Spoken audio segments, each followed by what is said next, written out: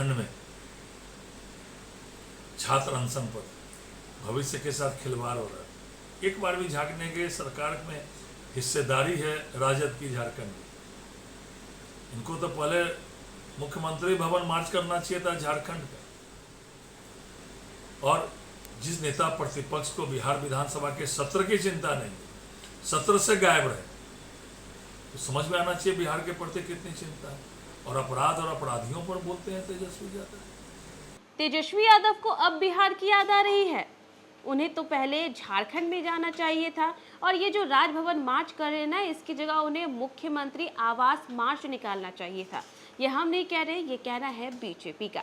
देखिए 19 अगस्त को नेता प्रतिपक्ष तेजस्वी यादव राजभवन मार्च निकालने वाले हैं, जिसकी तैयारियां भी काफी जोरों से चल रही है। आरजेडी कार्यालय के बाहर पोस्टर्स भी लग गए हैं और इसी पर बीजेपी ने भी अपना बड़ा बयान दिया। दरअसल आपको बताएं तो बिहार बीजेपी के प्रदेश अध्यक्ष संजय सरावगी से ये सवाल पूछा जा रहा था नेता प्रतिपक्ष तेजस्वी यादव के बारे में कि वो कल राजभवन मार्च निकालने वाले हैं, जिस पर काफी ज्यादा संजय सरावगी भड़क जाते हैं और वो कहते हैं कि अब नेता प्रतिपक्ष तेजस्वी यादव को याद आ रही है बिहार की। लेकिन सोचने वाली बात तो ये है कि जो तेजस्वी यादव 19 अगस्त को मार्च निकालने वाले स्टूडेंट्स के लिए, उनका तो झारखंड से भी अच्छा रिश्ता है, वो वहाँ क्यों नहीं गए? वहाँ की सरकार को क्यों नहीं कहा कि आप छात्रों के साथ गलत कर रहे हैं? और जिस तरीके से तेजस्वी यादव ने यहाँ पर 19 अगस्त को ये मार्च निकाला है, इससे पहले तो उन्हें मुख्यमंत्री भवन मार्च निकालना चाहिए था, ताकि झारखंड के स्टूडेंट भी समझ सके कि तेजस्वी यादव सच में स्टूडेंट्स के बारे में सोचते हैं, उनके बारे में कितना सोच रहे हैं, उनके फ्यूचर के बारे में कितना सोच रहे हैं। लेकिन तेजस्वी यादव तो सोते रहते हैं, नींद में व्यस्त रहते हैं और अब जाके उनकी नींद टूटी है। ये बयान देते हुए बीजेपी के प्रदेश अध्यक्ष संजय सरावगी नजर आ रहे हैं। संजय सरावगी ने किस तरीके से तेजस्वी यादव को मुंहतोड़ जवाब दिया है, उनके तमाम बयानों के साथ आपको छोड़े जाते हैं। जो मसला है उसमें सरकार ने एग्जाम तो कैंसिल कर दिए हैं, लेकिन सीबीआई जांच की मांग नहीं मान रही। बधाई, छात्रों की जीत हुई है। परीक्षा जो हुई थी उसको कैंसिल किया गया, लेकिन जो एक संगठित गिरोह बनाकर झारखंड के अंदर पेपर लीक कर रहा है और मुख्यमंत्री आवास तक सुई जा रही है, सबकी सुई जा रही है, तो सीबीआई इंक्वायरी कराने में दिक्कत क्या है? सीबीआई इंक्वायरी होनी ही चाहिए। छात्रों के भविष्य के साथ खिलवाड़ हो रहा है। 25 दिन से छात्र वहां भूख हड़ताल पर थे और तब जाकर जो है रात्रि में निर्णय करके परीक्षा कैंसिल की। लेकिन लाखों लाख छात्रों का भविष्य जो लोग अंधकार में कर रहे हैं, तो सीबीआई इंक्वायरी कराने में दिक्कत क्या है? सरकार को सीबीआई इंक्वायरी करानी ही चाहिए।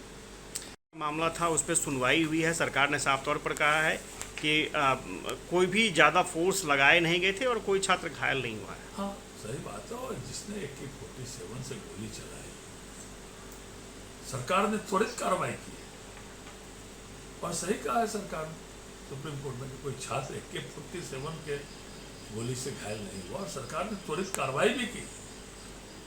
इसीलिए जो है सुप्रीम कोर्ट में मामला है तो सरकार जवाब दे रही है। बड़ी कार्रवाई कर दी है, चूंकि री नेट की परीक्षा हो रही है, 3 पेपर में गड़बड़ी पाई गई थी, 50 से ज़्यादा कर्मचारियों को हटा दिया गया। किस तरह से? ये छात्र हित में है। परीक्षा प्रणाली में लापरवाही किसी हालत में भी सरकार बर्दाश्त नहीं करे। इसलिए यह 50 से ज़्यादा जो हटाया गया है, यह स्वागत योग्य कदम है। सरकार संकल्पित है कि किसी हालत में भी पेपर लीक के मामले में जो भी दोषी होंगे उन पर कड़ी से कड़ी कार्रवाई की जाएगी। इसलिए केंद्र सरकार ने कड़े कानून भी बनाए हैं और जल्द से जल्द अपराधियों को सजा मिले उसका भी प्रावधान किया गया है। इसलिए पारदर्शिता और जवाबदेही तय हो रही। अच्छी बात है, छात्रों के हित की बात है। मुद्दे पर तेजस्वी यादव लोक भवन मार्च कर रहे हैं, किस तरह से देखा जाए? बिहार की चिंता हो गई तेजस्वी यादव जी को। 25 दिन से झारखंड में छात्र अनशन पर भविष्य के साथ खिलवाड़ हो रहा है। एक बार भी झांकने के सरकार में हिस्सेदारी है राजद की झारखंड में। इनको तो पहले मुख्यमंत्री भवन मार्च करना चाहिए था झारखंड का। और बिहार में तो हम लोगों ने पिछले विधानसभा सत्र में पेपर लीक को संगठित अपराध की श्रेणी में लाया। 1 करोड़ तक का जुर्माना, 3 साल से लेकर 8 साल तक की सजा का प्रावधान किया। दशकों तक राजद ने राज किया है।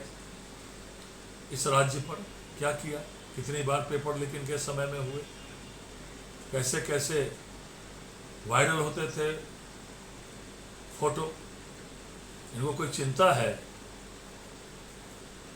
और जिस नेता प्रतिपक्ष को बिहार विधानसभा के सत्र की चिंता नहीं, सत्र से गायब रहे, तो समझ में आना चाहिए बिहार के प्रति कितनी चिंता है। और अपराध और अपराधियों पर बोलते हैं तेजस्वी यादव।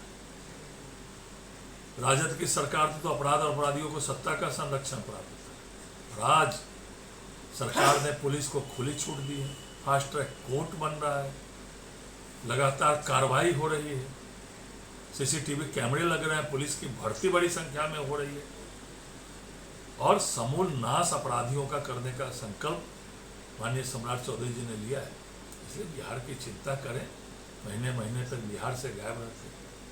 बीजेपी से मुझे देशभक्ति की पाठ नहीं सीखनी है, अमित शाह से नहीं सीखनी है, इसीलिए राष्ट्रगीत का अपमान कर रहे हैं। स्वतंत्रता दिवस के अवसर पर वंदे मातरम का 150 वर्ष पूरे हुए और किस तरह दो पैरा के बाद जो गाया जा रहा था, किस तरह इनकी नेता सोनिया गांधी, राहुल गांधी की भावभंगिमा जो थी, जिस तरह अपमान किया गया राष्ट्रगीत का, इसकी जितनी निंदा की जाए कम है। देश से माफी इन लोगों को मांगनी चाहिए।